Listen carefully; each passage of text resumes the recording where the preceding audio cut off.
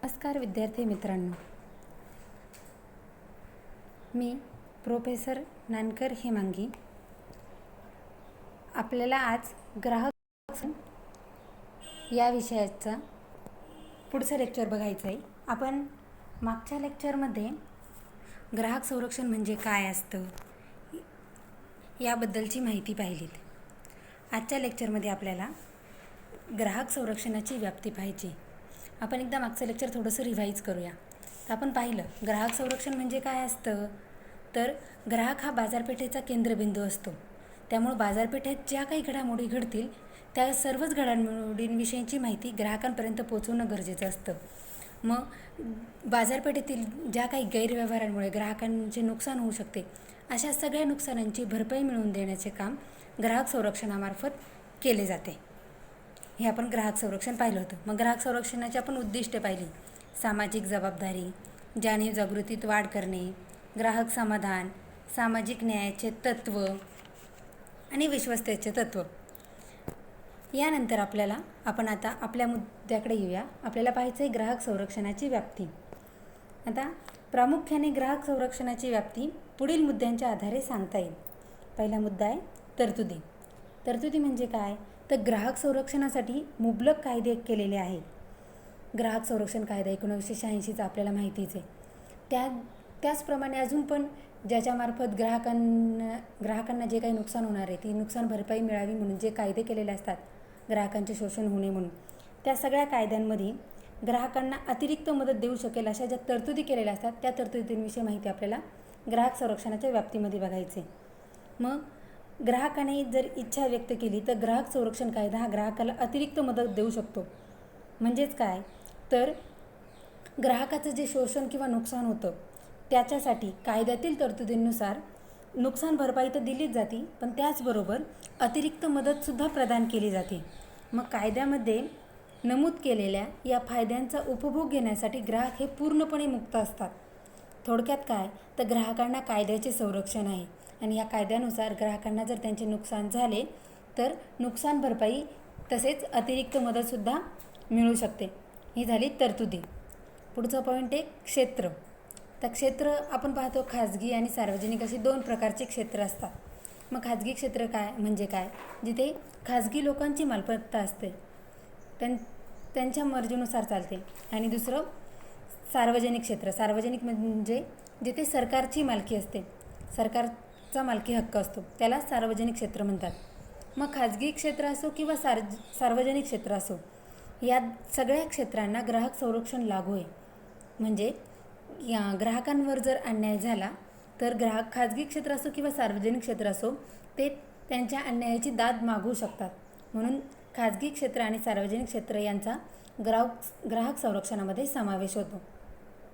पुढचा पॉईंट, प्रभावी सुरक्षा रक्षक.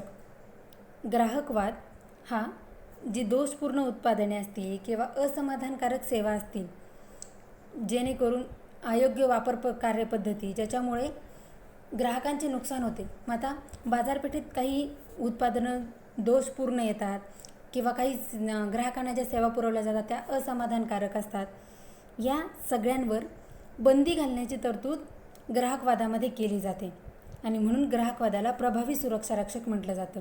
तर प्रभावी सुरक्षा रक्षक म्हणण्याचं कारण काय, ज्यामुळे ग्राहकांना नुकसान होऊ शकतं अशा सगळ्या गोष्टींपासून त्यांना संरक्षण दिलं जातं. मग संरक्षण देण्याचं काम जो करतो त्याला सुरक्षा रक्षक असं म्हणतात.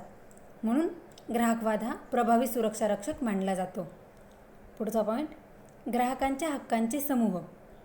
ग्राहकांच्या हक्कांचे समूह कशाशी संबंधित असतात, तर ग्राहकांचे अधिकार, माहिती, सुरक्षा, निवड, प्रतिनिधित्व, समस्यांचे निराकरण, ग्राहक शिक्षण या सगळ्यांशी ग्राहकांचे हक्क हे संबंधित असतात.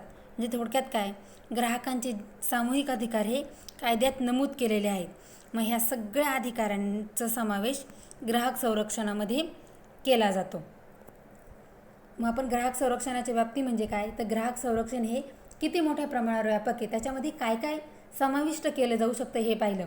मग त्याच्यात आपण कायद्यातील तरतुदी पाहिल्या, सार्वजनिक खाजगी क्षेत्र पाहिलं, त्याचप्रमाणे ग्राहकवाद तो कसा प्रभावी सुरक्षा रक्षक ठरू शकतो हे पाहिलं आणि शेवटच्या मुद्द्यात पाहिलं आपण तर ग्राहकांचे हक्क हे कशाशी संबंधित असतात. मग माहितीचा हक्क असेल, सुरक्षेचा हक्क असेल किंवा वस्तूची निवड करण्याचा, ग्राहक शिक्षणाचा, ह्या सगळ्या हक्कांचा समावेश ग्राहक संरक्षणामध्ये होतो. पुढे आपल्याला पाहिजे ग्राहक संरक्षणाचे महत्त्व. आता ग्राहक संरक्षण ही खूप व्यापक स्वरूपाची संकल्पना आहे. मग यामध्ये केवळ ग्राहकांना हक्क आणि त्यांच्या जबाबदाऱ्यांच्या बाबतीत जागरूकता निर्माण करणे एवढंच त्यांचा हेतू नसतो, तर मोठ्या प्रमाणावर सातत्याने ग्राहक शिक्षण देणे हे देखील त्यात समाविष्ट असते. मग यामध्ये केवळ ग्राहकांना एकत्र आणून चालत नाही, तर त्याच्यासाठी विशिष्ट न्यायालयीन यंत्रणेची देखील उभारणी करावी लागते.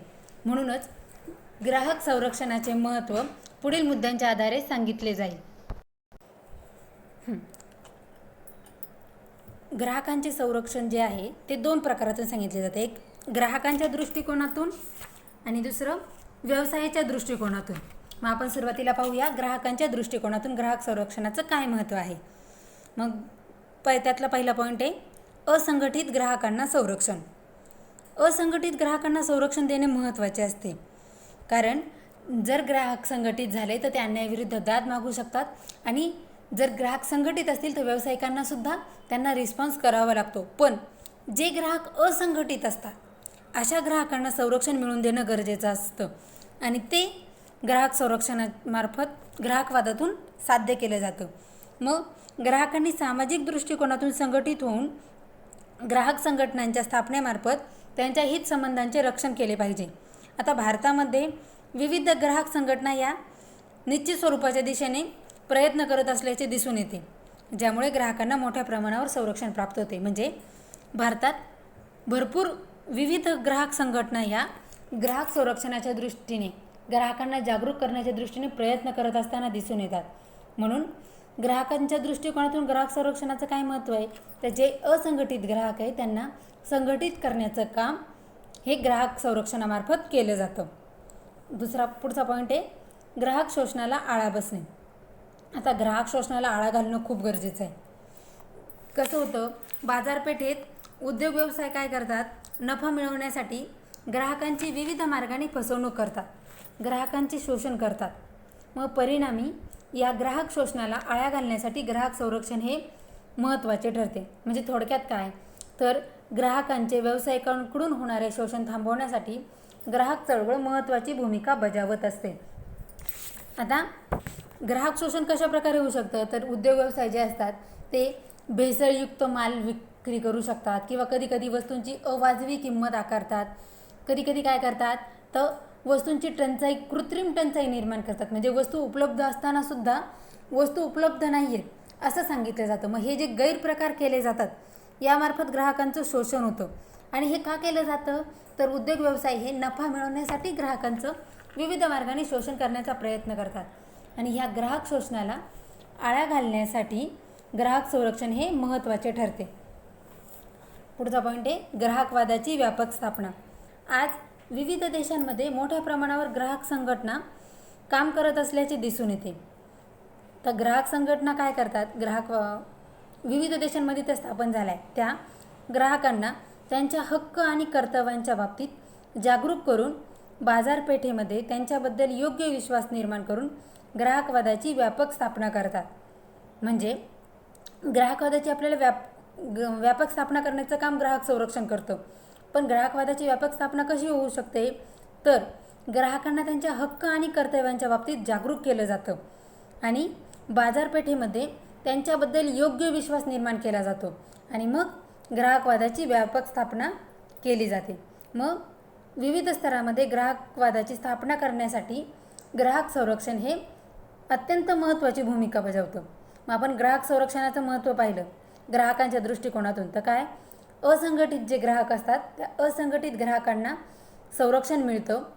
त्याचप्रमाणे ग्राहक शोषणाला आळा बसतो आणि ग्राहकवादाची व्यापक स्वरूपावर स्थापना होते. आता आपल्याला पुढचं बघायचं आहे व्यवसायाच्या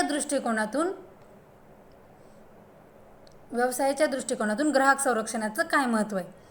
तर व्यावसायिक दृष्टिकोनातून ग्राहक संरक्षणाचे महत्त्व पुढील प्रमाणे सांगता येईल. पहिला पॉईंट आहे व्यवसायाच्या दीर्घकालीन हितसंबंधांचे रक्षण.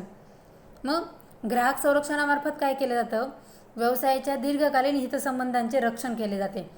आता व्यवसायाचे हितसंबंध कोणाशी असतील तर ते ग्राहकांशी असतात, कारण ग्राहक हे व्यवसायाचा केंद्रबिंदू मानलं जातं. ग्राहक हे व्यवसायाची भांडवली संपत्ती समजली जाते. मग व्यवसायाचे दीर्घकालीन हितसंबंध हे ग्राहकांशी निगडित असतात. आणि ग्राहक संरक्षण जर केलं गेलं तर ग्राहक हे त्याच व्यवसायाचे किंवा जी उत्पादन असेल ते उत्पादन खरेदी करून त्यांना नवीन प्रकारे भांडवल उपलब्ध करून देऊ शकतात. म्हणून व्यवसायाच्या दीर्घकालीन हितसंबंधांचे रक्षण ग्राहक संरक्षणामार्फत केले जाते. पुढचा पॉईंट, संसाधनांच्या योग्य वापरावर नियंत्रण. आता उद्योग संस्थांच्या मार्फत समाजातील संसाधनांचा वापर केला जातो. यात आपण पाहिलं होतं की समाजातील संसाधनांचा कसा वापर केला जातो. तर एखादा आपला साखर कारखाना असेल तर त्यांना कच्चा माल जो लागतो तो ऊस तो समाजामार्फत मिळतो. मग समाजातील ह्या संसाधनं जी वापरली जाणार आहेत, मग कच्चा माल असेल, त्याचप्रमाणे कामगार असतील, वीज असेल, हे जे त्यांना समाजामार्फत ही जी संसाधनं भेटणार आहे यांचा योग्य वापर करणं गरजेचं असतं. आणि संसाधनांच्या योग्य वापरावरती नियंत्रण राहावे यासाठी ग्राहक संरक्षण महत्त्वाचे ठरते. त्याचप्रमाणे सामाजिक जबाबदारीच्या दृष्टीने सुद्धा व्यवसायाला ग्राहक संरक्षण हे मार्गदर्शक ठरत असते. म्हणजे व्यवसायाची जी सामाजिक जबाबदारी असते त्यात ग्राहक संरक्षण हे महत्त्वाची भूमिका बजावत असते. हे झाले ग्राहक संरक्षणाचे महत्त्व. आता पुढे आपल्याला पाहायचं आहे ग्राहक हक्क आणि मानकीकरण. आता प्रामुख्याने कोणत्याही उत्पादनाची गुणवत्ता सुनिश्चित करण्यासाठी ग्राहकांनी प्रमाणीकरण चिन्हासह उत्पादने खरेदी करणे आवश्यक आहे. आता मानकीकरण म्हणजे काय, ते एक प्रमाण चिन्ह असतं. मग उत्पादनाची गुणवत्ता सुनिश्चित करण्याचं काम हे ते प्रमाणीकरण चिन्ह ठरवत असतं. मग ही जी उत्पादनाची गुणवत्ता आहे ती निश्चित केली जाते आणि ग्राहकांनी ते प्रमाणीकरण चिन्ह पाहून उत्पादन खरेदी करणं आवश्यक असतं. मग त्यासाठी जर आपण प्रमाणीकरण चिन्ह पाहणार असतो तर आपल्याला आधी त्या प्रमाणीकरण चिन्हांची माहिती असणं आवश्यक असतं. म्हणून ग्राहकाने वेगवेगळ्या मानक गुणांबद्दल आणि त्यांच्या अंतर्गत असलेल्या उत्पादनांबद्दल जाणून घेणे महत्त्वाचे ठरते. मग आता गुणवत्ता प्राप्त करण्यासाठी मानकीकरण ही महत्त्वाची आवश्यकता आहे. मग प्रचलित मानके पुढील प्रमाणे सांगितले जातील.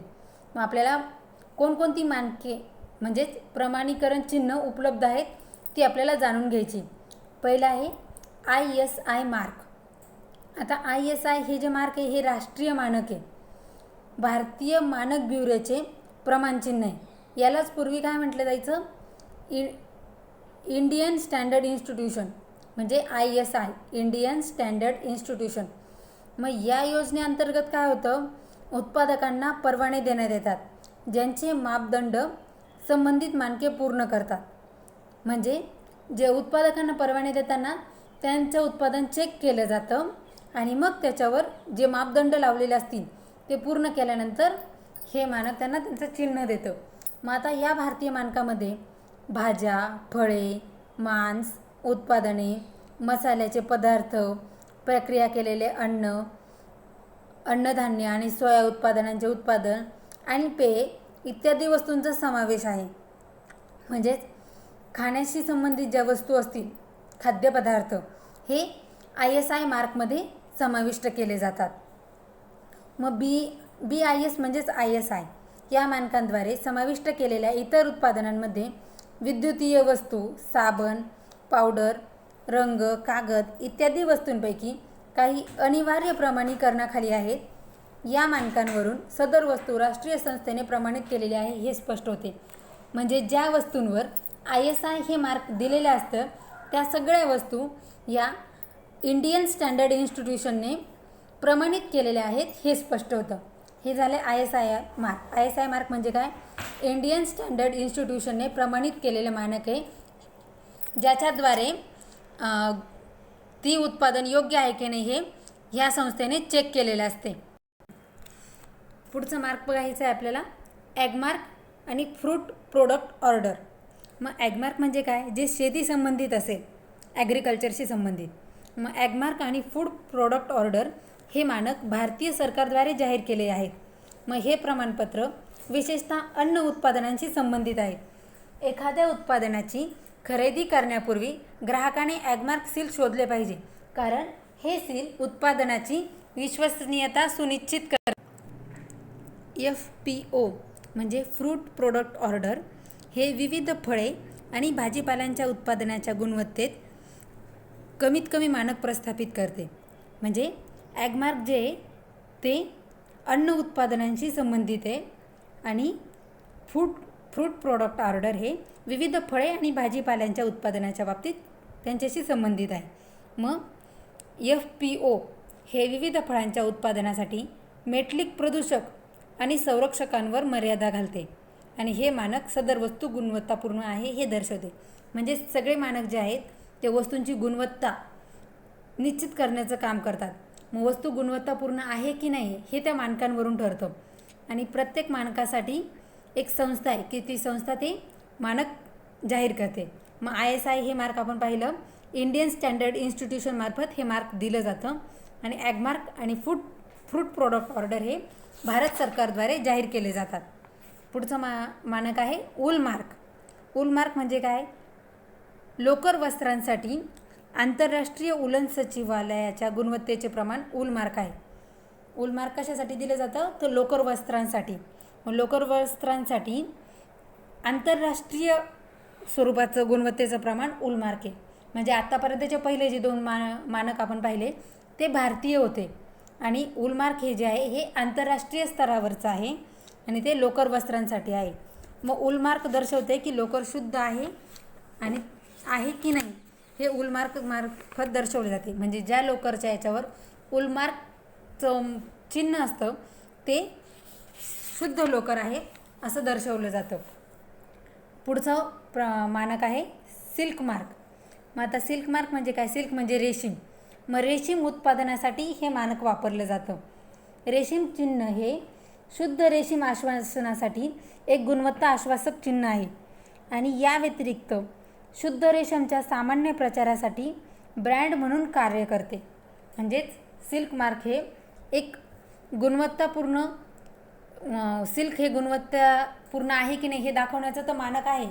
त्याचबरोबर सामान्य रेशीमच्या प्रचारासाठी ब्रँड म्हणून सुद्धा सिल्क मार्क कार्य करतो. सिल्क मार्क हे 100% नैसर्गिक रेशीम सुनिश्चित करते. म्हणजे सिल्क मार्क काय दाखवलं जातं? तर हे जे रेशीम आहे हे 100% नैसर्गिक रेशीम आहे असं सिल्क मार्कद्वारे दर्शवलं जातं. भारतीय मानक ब्युरो आणि विपणन निरीक्षण संचालनालय यासारख्या ग्राहक हितसंबंधांची देखरेख असणाऱ्या अर्धसरकारी आणि गैरसरकारी संस्थांव्यतिरिक्त केंद्र सरकार आणि राज्य सरकारतर्फे यांना संरक्षित सुरक्षा परिषद आहे. म्हणजे सिल्क मार्क हे भारतीय मानक ब्युरो आणि विपणन आणि निरीक्षण संचालनालय यासारख्या संस्थांव्यतिरिक्त केंद्र सरकार आणि राज्य सरकारद्वारे सुद्धा दर्शवलं जातं आणि सदर मानक हे शुद्ध रेशीम असल्याचे दर्शवते. म्हणजेच आपण पाहिलं ISI मार्क काय? अन्नधान्याशी संबंधित. ॲगमार्कसुद्धा अन्न उत्पादनाशी संबंधित. फ्रूट प्रोडक्ट ऑर्डर हे भाजीपाला आणि फळांसाठी संबंधित. वूल मार्क हे लोकरी वस्त्रांसाठी आणि सिल्क मार्क हे रेशीम उत्पादनासाठी. असे प्रत्येक उत्पादनासाठी सेपरेट असे मानक म्हणजे प्रमाणीकरण चिन्ह आहे. यांच्या विविध संस्था आहेत ज्या संस्थांमार्फत हे चिन्ह दिले जातात. हे झाले ग्राहक हक्क आणि मानकीकरण. मग आजच्या लेक्चरमध्ये आपण काय काय पाहिलं? ग्राहक संरक्षण म्हणजे काय आपण मागच्या लेक्चरला पाहिलं होतं. त्याच ग्राहक संरक्षणाची व्याप्ती आपण पाहिली. त्यानंतर ग्राहक संरक्षणाचं महत्त्व पाहिलं. तर ग्राहक संरक्षणाचं महत्त्व आपण हे 2 प्रकारात पाहिलं. एक ग्राहकांच्या दृष्टिकोनातून आणि एक व्यवसायाच्या दृष्टिकोनातून ग्राहक संरक्षणाचं महत्त्व. आणि त्यानंतर आपण पाहिलं ग्राहक हक्क आणि मानकीकरण. आणि याच्यातले आपण प्रमाणीकरण चिन्ह पाहिली. 4 प्रकारची चिन्ह पाहिली आपण. ISI मार्क, ॲग मार्क आणि फ्रूट प्रोडक्ट, वूल मार्क आणि सिल्क मार्क. अशा प्रकारे आपण हे केलं. विद्यार्थी मित्रांनो, तुम्हाला जर माझा व्हिडिओ आवडला असेल तर व्हिडिओला लाईक करा, सबस्क्राईब करा, चॅनलला सबस्क्राईब करा आणि कमेंट बॉक्समध्ये आपल्या नावासहित कमेंट टाका. नावासहित कमेंट टाकणं गरजेचं आहे. धन्यवाद विद्यार्थी मित्रांनो.